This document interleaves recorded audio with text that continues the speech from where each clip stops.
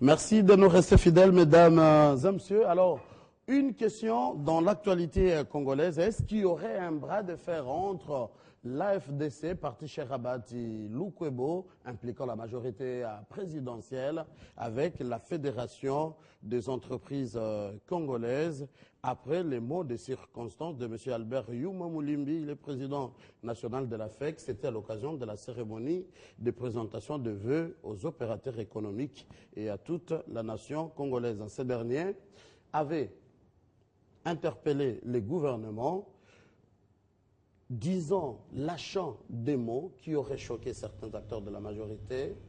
Alors, ça fait débat, on en parle, il faut éclaircir l'opinion. On va entrer dans le vif du sujet tout à l'heure avec des invités habituels sur ce plateau. Franklin Chamala, vous êtes un des communicateurs de l'AMP, également cadre de l'AFDC, parti Cherabati Lukwebo. Bienvenue. Merci beaucoup Mathieu. Honorable Crispin Ngoy, vous êtes député national de la majorité RUDEC. Bienvenue. Merci. Face à vous, Laurent Onyemba, acteur politique indépendant. Bienvenue.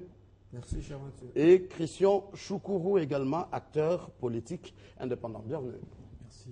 Alors, est-ce qu'Albert Yuma a eu tort en appréciant les efforts du gouvernement en matière de stabilité du cadre macroéconomique et de la consolidation de la croissance économique, mais il appelle à une analyse quantitative de cette croissance qui, semble-t-il, selon lui, peut suffisamment quand il faut parler de l'inclusivité de ces cadres macroéconomiques et de la distributivité de ces cadres. Bref, il précise que ces cadres macroéconomiques seraient très fragiles. Alors l'AFDC n'a pas voulu l'attendre de la sorte. Vite, une conférence de presse. Et qu'est-ce qui s'est passé? Pourquoi l'AFDC s'insurge contre un acteur économique de son pays, d'ailleurs, qui soutient vraiment la majorité présidentielle? Mais merci beaucoup, mon frère Mathieu. Merci pour l'invitation également. L'AFDC dans une alliance objective, fondée sur des convictions qui sont assises notamment sur la promotion de quelques valeurs, au nombre desquelles nous pouvons citer la bonne gouvernance. Je disais que l'AFDC dans une alliance objective avec des partenaires à la majorité présidentielle, majorité dont est issu le Premier ministre Matata Ponyo et son gouvernement. Ceci étant, vous avez dit un opérateur économique. Je pense que la présentation est partielle. Albert Yuma n'est pas que président de la FEC, il est aussi un opérateur public du secteur des mines, comme président du conseil d'administration de la GECAMINE. Il est aussi un opérateur public du secteur monétaire, du secteur financier, comme administrateur de la Banque centrale et membre du comité d'audit de la Banque centrale. Ceci étant donc, il était difficile de démêler l'identité sur laquelle Albert Yuma a fait sa prestation. Difficile. Bref, nous avons compris là, en définitive, qu'il s'agissait d'un homme qui exprimait son ras-le-bol. Son ras-le-bol, un homme qui a été pendant longtemps un rentier de la République et qui se voit tout de suite, qui voit tout de suite les portes de toutes les rentes fermées du fait de la gouvernance qui s'est réqualifiée dans le pays. Voyez-vous, il n'y a pas que ça c'est un habillage. Un habillage. En réalité, lorsque vous regardez l'auditoire, des diplomates invités, des opérateurs du secteur public, des ministres invités, tout ça, c'était un homme qui voulait se donner l'étoffe d'un candidat président de la République en perspective des élections 2016. Mais ça, et qui grave, parlait là. Ça. Oui, parce que lorsque vous remettez en question des évidences qui caractérisent la gouvernance d'un pays, la gouvernance du Congo. Mais comme tout Congolais, il peut critiquer l'action gouvernementale. Objectivement, oui, objectivement. Mais lorsque vous dites, par exemple, vous dites, oui, il faut payer la dette publique intérieure. Il faut la payer. D'ailleurs, si cette dette avait été payée, cette stabilité factice n'aurait pas prévalu. Là, on sent vraiment que c'est un homme qui n'est pas congolais qui parle. Cette stabilité-là, elle lui fait mal. Elle lui fait mal parce qu'il a été habitué à œuvrer dans un contexte des spéculations et des prohibitions. Et dans ce contexte-là, on comprend bien, il a beaucoup gagné. Mais maintenant, obligé d'évoluer dans un contexte où les revenus nationaux est partagé, ça ne tient plus, ça ne tient plus. Donc voilà donc un homme qui vous dit, ça ne m'intéresse pas votre stabilité là. Elle est construite, c'est vrai, mais elle ne m'intéresse pas du tout. Ce qui m'intéresse, c'est le paiement de la dette intérieure. Mais la dette intérieure, la dette intérieure, je voudrais préciser. Et pourquoi ne pas payer cette dette intérieure? Non, mais le gouvernement a montré que tout est mis en œuvre pour payer. Regardez le budget 2014. Il est prévu 90 millions de dollars destinés au paiement de la dette intérieure. Mais qu'est-ce qu'il y a là-dedans? L'OGDEP a audité la dette intérieure. Sur les 1,4 milliard, 1 milliard 400 millions de dollars dus au titre de la dette intérieure, 30% est constitué de condamnations judiciaires. Tout le monde sait comment l'État congolais est condamné dans ces pays. Tout le monde connaît. 30 autres pourcents, ça constitue ce qu'on appelle une fraction de la créance qui n'a pas de contrepartie. Ça veut dire que personne n'a jamais livré une aiguille à l'État, mais vous voyez subitement déjà... On veut que l'État leur rende... La vache laitière. La vache laitière sur laquelle on a ponctionné des fortunes tout le temps. Maintenant qu'il y a un gouvernement, sous l'impulsion du chef de l'État, qui protège la casserole nationale... Merci Franklin. C'est un tort. Merci Franklin. Matata doit mourir. Alors ça c'est juste le préambule. Franklin nous met dans les bains, mais le président, lui, de la FEC, il dit tout ça c'est bien. Il dit que ce cadre macroéconomique est caractérisé par sa faible capacité à générer des emplois décents et durables et à distribuer des revenus qui permettraient de réduire significativement la pauvreté en RDC. Laurent Onyemba. Merci, cher Mathieu Kamango. Je vous remercie pour l'invitation. Je crois que nous sommes en face de quelques évidences. Les évidences, ce sont la circonscription, n'est-ce pas, du débat. Je pense déjà que c'est mal parti que de penser que la question du cadre macroéconomique ou la question peut-être de la stabilité monétaire, c'est une question qu'il faut attribuer à seul M. Yuma, que je ne connais pas particulièrement. Je veux donc partir d'autres postulats en disant que je ne fais pas le combat de M. Yuma ou de la FEC, mais que c'est des questionnements autour desquels tous les peuples congolais aujourd'hui tournent la réflexion. Quels sont les questionnements? La France a le taux d'inflation de 0,1. Le Congo, nous sommes à 8,5.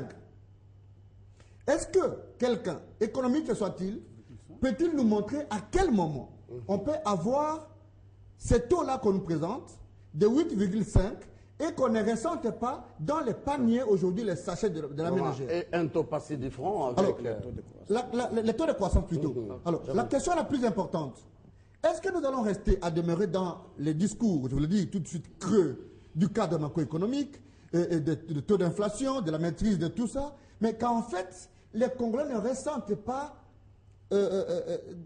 dans leur sachet de la ménagère ce discours aussi habillé des arguments, c'est pas moi. Sans faire le combat de la FEC, vous êtes d'accord avec ce que le président de la FEC a dit? Je dis ceci, encore que du côté de M. Yuma, il y a à boire et à manger, parce qu'on ne peut pas accepter que même individu, mais basant des éléments avancés par M. Chamala, que le même individu soit à la Banque centrale, que le même citoyen congolais soit à la FEC, et que le même citoyen congolais, il a même des passifs à l'UTEX Africa, que le même citoyen congolais aille à la GECAMINE et qu'il soit du côté de donneur de leçons. C'est pourquoi moi je pense que ce clivage nous a échoué dans ce pays. Cette opposition, je voulais dire, des ventres, cette majorité d'acclamation ethnico-tribale nous a aussi amené dans la merde. Il faudrait une autre gouvernance, une autre façon de voir, que je peux compter avec Joseph Kabila, mais pas nécessairement avec... Mais au moins, il a alerté l'opinion. Écoutez, Mathieu, l'argument le plus fondamental est celui-ci, parce que je risque de me perdre. D'accord. Je dis ceci. En une minute. En une minute, parce qu'on n'a pas beaucoup de temps. Je ne suis pas d'accord que des individus donnent des leçons à l'État. Mais que je suis aussi d'accord... Et pourquoi pas? S'il vous plaît, il ne faut pas qu'on confonde des choses, il faut comprendre la nuance. Qu'un individu comme Yuma, avec ses passifs, donne des leçons à l'État dans le contexte où il évoque la dette intérieure comme quelque chose qui va lui revenir, parce que je sais qu'il va se retrouver dans la dette intérieure. Mais que je ne suis pas aussi non plus d'accord que l'État, ça veut dire l'ensemble de ceux qui gouvernent, n'acceptent pas la critique. Il faut bien comprendre la nuance. Mais ce qu'il faut terminer en dire, c'est qu'impérativement aujourd'hui, il faut des efforts dans les chefs du gouvernement et dans les chefs du Premier ministre Matata pour qu'effectivement les cadres macroéconomiques puissent produire, n'est-ce pas, des résultats en termes de social Ça, du d'accord, Congolais. ça, d'accord. Ça, c'est fondamental et c'est même fondateur d'un discours politique bien accru. Sinon, on est dans le racolade, on est dans la politique politicienne et on ne va pas avancer. Avancer. Alors, honorable Crispin Ngoï, qu'est-ce qu'il y a de si mal? C'est comme Laurent vient de le dire, il a dit quelque chose de très bénéfique. Pas d'écart quand on parle des cadres macroéconomiques, mais ici au pays, on sent vraiment qu'il y a une faible capacité à générer et l'emploi et à diminuer la pauvreté. Merci beaucoup, Mathieu. D'abord, je vous remercie. Ça fait longtemps que je suis sur le plateau. Je suis là. La première des choses, ce n'est pas tellement seulement ça qui doit nous intéresser, puisque je suis tombé personnellement sur le discours. Je l'ai lu, un discours de 31 pages. Je l'ai lu et je l'ai relu. Alors, vous savez, quand vous lisez un document, entre parenthèses, je n'ai rien à voir avec M. Youma, je ne connais pas. Je n'ai rien à voir avec M. Matata, je ne suis pas membre du gouvernement, je suis député national. Je dois voir la situation du pays d'une manière globale, surtout pour l'intérêt du peuple et de la République. Lorsque vous lisez ces documents, vous allez tout de suite sentir quelque chose. C'est de savoir d'abord qui parle, à qui il parle, pourquoi il parle et quand est-ce qu'il parle. Et quand vous analysez toutes ces questions, vous allez juste vous rendre compte qu'il s'agit de M. Youma, qui a plusieurs casquettes. Président de FEC, président du conseil d'administration de la GECAMINE, administrateur de la Banque centrale. Et quand vous comprenez, vous allez voir que c'est lui qui est le soubassement même de l'économie congolaise, pratiquement. Puisque toutes les structures dans lesquelles vous ne voulez pas dire aussi une très bonne candidature prématurable aussi? Non, non, on va y arriver. On va y arriver. Je vais y arriver.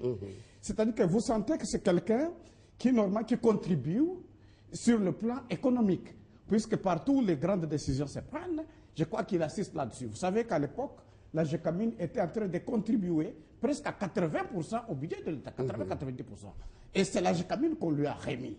Mais ironie du sort, je sens que M. Youma est en train de critiquer son propre œuvre, l'œuvre qu'il est en train de faire. Alors, c'est quand même étonnant, des orientations, ou soit il ne maîtrise pas ce qu'il fait, il n'est pas à sa place, soit il est seulement dépassé par les charges qui lui sont confiées, soit tout simplement il est en train de combattre le régime qu'il a placé, le régime du président Kabila. Puisque je l'entends suivre parler, dire que je soutiens le président Joseph Kabila, ça m'étonne, puisque s'il est en train de soutenir le président Joseph Kabila, il ne combattrait pas les actions du gouvernement. Puisque mais est-ce que ce qu'il dit, c'est faux? Oui, ce qu'il est en train de dire, c'est faux, je vais vous le démontrer. Je vais vous le démontrer. Rapidement, en une minute. Puisqu'il ne peut pas, vous ne pouvez pas. La politique que le gouvernement applique, c'est la politique du président de la République. Donc vous ne pouvez pas dissocier le président Kabila de M. Matata. Puisque Matata ne peut pas faire quelque chose sans l'approbation du chef. Mais quand même un Congolais qui dit que vous ne créez pas d'emploi durable. Encore il a mal parlé. Oui, et il est trop pressé de le dire. Vous savez que ce pays a connu des situations catastrophiques. On a connu des pillages dans ce pays. Il ne faut pas dire qu'il n'y a pas d'emplois qui ne sont pas... Il y a des emplois qui ont été créés. Mais ça vient lentement et progressivement.